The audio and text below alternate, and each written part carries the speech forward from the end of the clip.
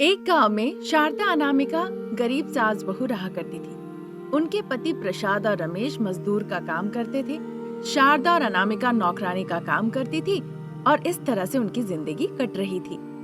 अब दशहरा का उत्सव आने वाला था, इसीलिए सास बहू सोचती है देवी दुर्गा का नवरात्रि का पूजा करने के बारे में।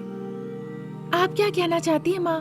देवी माँ का मूर्ति लाना, नवरात्रि का पूजा करना अच्छी बात है, पर उसके लिए पैसे भी तो चाहिए ना। मैं बस वही सोच रही हूँ, बाप बेटा जो कमाते हैं बहुत थोड़े हैं। हम नौकरानी का काम करते हैं तभी खाना मिलता है। आपने जो कहा बिल्कुल सही है सासू माँ, पर अगर हम देवी माँ की मूर्ति बैठाते हैं, नवरात्रा करते हैं, तो हमारे बुरे दिन खत्म होके अच्छे दिन आएंगे। हो सकता है इससे हमारे बुरी किस्मत खत्म होके अच्छे दिन आए और हम सब मिलके खुशी खुशी एक साथ जीवन बिताए। आस लगाना बुरी बात नहीं है बहू, पर यह भी तो देखना पड़ेगा कि हम ये काम करने में सक्षम है कि नहीं। आप क्यों नहीं माँ जी एक बार पिताजी और आपके बेटे से बात करते हैं। जब इस तरह से सास बहू नवरात्रि मनाने की बातें कर ही रहे थे, ठीक उसी वक्त कूली का काम करके घर लौट आते हैं बाप बेटा। सास बहू उन दोनों को सारी बात बताते हैं। तब प्रसाद कहने लगते हैं, अरे बहू, तुम सिर्फ बहू नहीं, हमारी बेटी भी हो। वो तो है पिताजी। तुम्हें हमारी परिस्थिति के बारे में तो पता है, फिर भी तुम ऐसा फैसला कैसे ले सकती हो?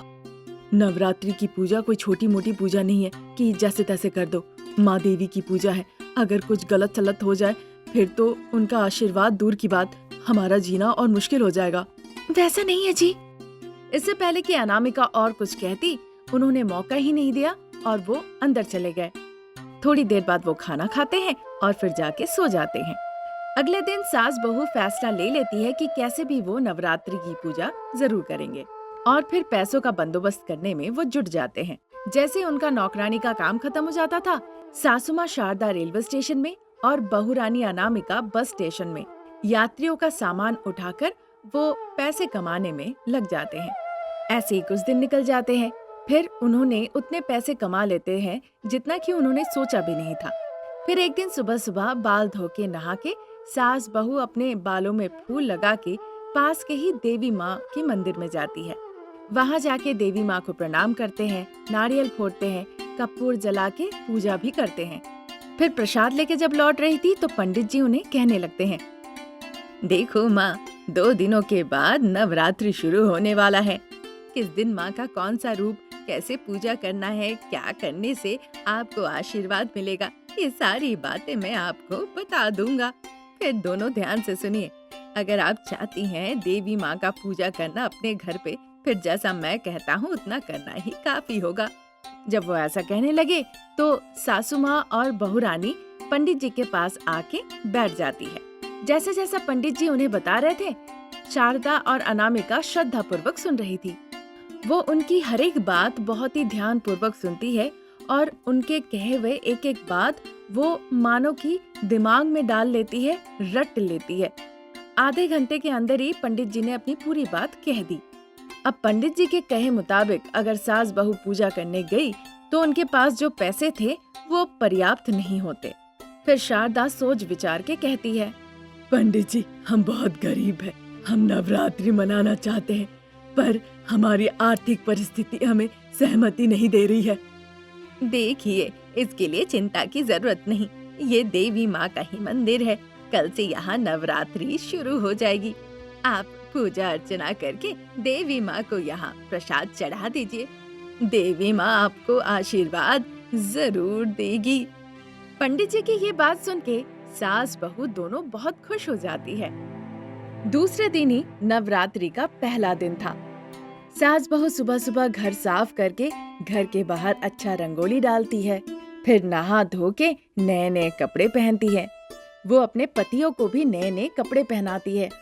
फिर जो पैसे उन्होंने नवरात्रि के पूजा के लिए बचा कर रखा था, उससे कुछ पैसे लेके वो देवी माँ के लिए नई साड़ी लेती है, फल लेती है, फूल लेती है, नारियल लेती है और ये सब कुछ अपने साथ ले जाती है देवी माँ को मंदिर में अर्पण करने के लिए। वहाँ जाके पंडित जी को ये सब कुछ देती है।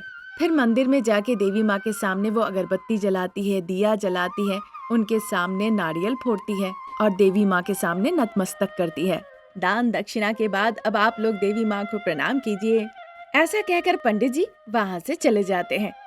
माँ दुर्गा, हम बहुत ही गरीब हैं। हम अपने घर में आपकी स्थापना नहीं कर पाए। हम 9 दिन यहाँ आकर आपके चरणों में प्रसाद चढ़ाएंगे देवी माँ। बहू, तुम्हें पंडित जी ने जो कहा था याद है ना? आज नवरात्रि का पहला दिन देवी माँ का कनका दुर्गा अवतार है, इसीलिए आज हम खीर ले आए हैं देवी माँ को ये खीर चढ़ाने के लिए। सासू माँ के इस तरह से कहने के बाद अनामिका वो खीर देवी माँ को प्रसाद में चढ़ाती है। फिर सास बहू देवी माँ का दूसरा अवतार के बारे में सोचती है। उस दिन बाला त्रिपुरा सुंदरी रूप था उनका। टाइगर राइस प्रसाद चढ़ाने का सोचती है। तीसरे दिन देवी माँ का रूप था माँ अन्नपूर्णा का, वड़ा नैवेद्य में देगी सोचती है। चौथे दिन का अवतार था देवी माँ का गायत्री देवी रूप। उस दिन कोकोनट राइस प्रसाद में चढ़ाने का वो सोचती है। पंचमी के दिन देवी माँ का रूप था ललिता त्रिपुरा सुंदरी रूप। उस दिन वो केसरी भात बना के देवी माँ को प्रसाद चढ़ाने का सोचते हैं। षष्ठी के दिन देवी माँ का रूप था महालक्ष्मी रूप। उस दिन लड्डू प्रसाद चढ़ाने का दोनों फैसला लेती हैं।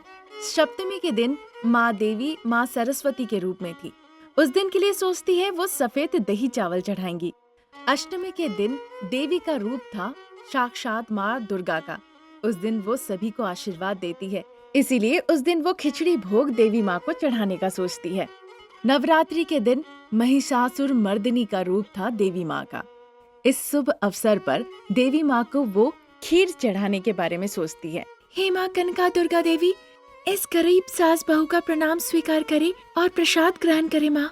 इस तरह अनामिका के विनती के बाद देवी कनका दुर्गा एक वयस्क शादीशुदा महिला के रूप में आके प्रसाद खाकर जाती है। ये देखकर सास बहू बहुत खुश हो जाती है। देखो गरीब सास बहू, मैंने तुम्हारा चढ़ाया हुआ प्रसाद खाया। मैं कनका दुर्गा रूप में तुम्हारी रक्षा करूंगी। साथ ही साथ तुम जो प्रसाद चढ़ाओगे, टाइगर राइस, वड़ा, नारियल, केसरी भात, खीर, खिचड़ी भोग, ये सब कुछ मैं आकर एक एक करके खाऊंगी। इस तरह सास बहू जो भी प्रसाद में चढ़ाती है सब देवी माँ खाती है। इस तरह सास बहू बहुत खुश होती है और देवी माँ का आशीर्वाद पाके वो उत्साहित होकर घर लौट आती है। घर के सामने एक ऑटो खड़ा था, दूध देने वाली एक गाय और एक होटल भी वहाँ पहले से था। देखकर सास बहू समझ जाती है कि सब माँ देवी का ही आशीर्वाद है। तब से रमेश ऑटो चलाने लगा, प्रसाद दूध बेचने लगे और सास बहू होटल चलाने लगी और खुशी खुशी जीवन बिताने लगी। अगर बेस्ट सास बहू का अवार्ड किसी को दिया जाता उस छोटे से गांव में, तो गांव वालों ने शारदा और अनामिका को ये देने का निर्णय लिया था। दोनों का एक दूसरे के साथ बहुत करीबी रिश्ता था, सासू माँ शारदा और बहू अनामिका का। हमेशा की तरह उस दिन भी अनामिका अपने पति रमेश का इंतजार कर रही थी, जो उस दिन रात के 8 बज गए थे फिर भी घर नहीं लौटे थे। शारदा बाहर आके देखती है कि बहू बहुत चिंतित है, इसीलिए वो उससे पूछती है, बहू क्या हो गया है तुम्हें? आजकल तुम्हें देख के कुछ ठीक नहीं लग रहा है। शारदा के ऐसे पूछते ही अनामिका रोने लगती है और जाके अपने सासू माँ से लिपट जाती है। शारदा अनामिका को देखकर समझ जाती है कि बहू को किस बात की चिंता है और ऐसी कौन सी बात है जो वो छुपा रही है। फिर भी शारदा उसके मुंह से सुनना चाहती थी। वो उसे कई बार समझाती है। थोड़ी देर बाद अनामिका ठीक होती है। अनामिका क्या हो गया है? मैं कई दिनों से देख रही हूँ, तुम खोई खोई रहती हो, बहुत दुखी रहती हो। क्या हो गया है बताओ। आपके बिना मैं और किसे बताऊंगी? आजकल आप अपने बेटे के हाव भाव देख रहे हैं। जब देखो कान में फोन लगा के वो हड़बड़ा के चला जाता है, देर से घर लौटता है। 1 हफ्ता हो गया है उसको मुझसे ठीक से बात किए हुए। हफ्ते वाली बात अगर आप छोड़ भी दे, क्या आपने अपने बेटे से पूछा है वो किससे इतनी बातें करते हैं? कई दफे पूछा है, कहता है मैं बॉस से बात कर रहा हूँ। कौन बॉस सासू माँ? मेल बॉस या फीमेल बॉस? क्या कह रही हो अनामिका? बॉस मतलब पुरुष ही होगा ना। आपका बेटा जहाँ काम करता है वहाँ लेडी बॉस है और वो दिन भर लेडी बॉस से ही बात करते रहते हैं। आपको इस बात का बुरा लग रहा है कि वो 1 हफ्ते से आपसे बात नहीं की है, लेकिन यहाँ तो वो बेडरूम में भी घंटों बस अपने बॉस से ही बातें कर रहे हैं। मुझे कैसा लगेगा बताइए? ऐसा कह के अनामिका रोने लगती है। फिर तुम इतने दिनों से मुझे क्यों नहीं बताया अनामिका? मैं भी एक बार उससे ये बात पूछ कर देखती। मैं नहीं चाहती थी कि आपके और आपके बेटे में लड़ाई हो जाए, इसीलिए कुछ भी नहीं कहा। तुमने मुझसे कुछ नहीं कहा और मैंने भी कुछ नहीं सुना। मुझे जैसे पूछना है मैं उससे पूछ लूंगी, तुम बीच में मत कुछ कहना, ठीक है ना? उनके ऐसे कहने पर अनामिका चुप हो गई और फिर कुछ नहीं बोली। उस दिन रात के जब 9 बज रहे थे, रमेश कार में बैठ के लौटता है। उसके साथ उसकी लेडी बॉस मंजू भी थी। कार से उतर के वो हैंडशेक भी करते हैं। देखो रमेश, कल सुबह हमारी फ्लाइट है, देर किए बिना 8 बजे तैयार रहना। मैं गाड़ी लेकर आऊंगी, हम दोनों साथ में चलेंगे। ठीक है मंजू। इस तरह से कहता है। फिर मंजू अपनी गाड़ी लेके वहाँ से चली जाती है। रमेश को देखकर सास और बहू दोनों ही हॉल में आके बैठ जाती है। जैसे ही रमेश हॉल में आता है, उसकी माँ शारदा उससे सवाल करती है। देखो माँ, तुम और तुम्हारी बहू यही सोच रहे हैं कि हम दोनों के बीच में कुछ चल रहा है। वो मेरी बॉस है और मैं उसके नीचे मैनेजर हूँ। वो जो काम मुझसे करने को कहेगी मुझे वो करना पड़ेगा। उसके अलावा मेरे पास कोई चारा भी नहीं। हम सड़क पे आ जाएंगे, समझी ना? वो बात नहीं है, लेकिन उन्होंने कुछ फ्लाइट के बारे में कहा। हाँ, कल वो और मैं ऑफिस के काम से वियतनाम जा रहे हैं। कब लौटना है पता नहीं मुझे। तुम्हारे लौटने का कोई उद्देश्य नहीं है। रमेश फिर बिना कुछ कहे अपने बेडरूम में चला जाता है। सासू माँ शारदा भी कुछ नहीं कहती और अपने कमरे में चली जाती है। अनामिका जब बेडरूम में जाती है तो देखती है रमेश बेड पे सो रहे हैं। अगले दिन सुबह सुबह मंजू की गाड़ी रमेश के घर पे आती है। रमेश अपनी माँ और पत्नी को कहता है और मंजू के कार में बैठ के चला जाता है। ऐसे ही दिन निकल रहे थे। एक दिन रमेश अपनी पत्नी और माँ को फोन लगा के बात करता है। माँ और पत्नी को तकलीफ ना हो इसलिए रमेश समय समय पे पैसा भेजा करता था। तभी अचानक से एक दिन शारदा को लकवा मार देता है। शारदा सैयाग्रस्त हो जाती है। अनामिका शारदा का बहुत ख्याल रखती है, हमेशा उन्हीं के साथ रहती है। रमेश ये जानने के बावजूद कि माँ को पैरालिसिस अटैक हुआ है, रमेश माँ को फोन करना भूल जाता है। वहाँ रमेश अपनी प्रेमिका बॉस मंजू के साथ मजे से जीवन बिता रहा था। बिना पकड़े गए आनंदमय जीवन था उसका। एक दिन जब अंधेरा हो चुका था, अनामिका टैबलेट और पानी का एक ग्लास लाके सासू माँ शारदा जो बिस्तर पे लेटी हुई थी उसे देती है। सासू माँ, ये टैबलेट और ये पानी ले लीजिए। बहू ने जब इस तरह से कहा तो बिस्तर में लेटी सासू माँ शारदा दवाई ले लेती है और पानी भी पी लेती है। बहू, बेटा आया क्या? नहीं माँ जी। कम से कम फोन तो किया होगा वो। नहीं माँ जी, हो सकता है आपको अपने बेटे के बारे में पूछकर अच्छा लग रहा हो, पर उन्होंने फोन नहीं किया, वो नहीं आके ऐसा कहकर मुझे बहुत बुरा लग रहा है। बहू, मेरे मरने के बाद वो आएगा क्या यहाँ? सासू माँ की ऐसी बातें सुनकर सास और बहू दोनों रोने लगती है। थोड़ी देर बाद अनामिका खुद को संभालती है। फिर वो सासू माँ को अच्छे से समझाती है। माँ जी, उन्होंने एक बार बताया था कि पिताजी की मौत सांप काटने से किस तरह से हुई थी। उन्होंने बताया था आपने कितनी परिश्रम की थी, किस तरह से उन्हें पढ़ाया लिखाया। वो आपका देखभाल करना चाहते थे, लेकिन आप अगर इस तरह बीमार रही तो वो वहीं पे रह जाएंगे, कभी लौट के नहीं आएंगे। इस तरह सासू माँ को वो समझाती है। ऐसे ही दिन निकल रहे थे।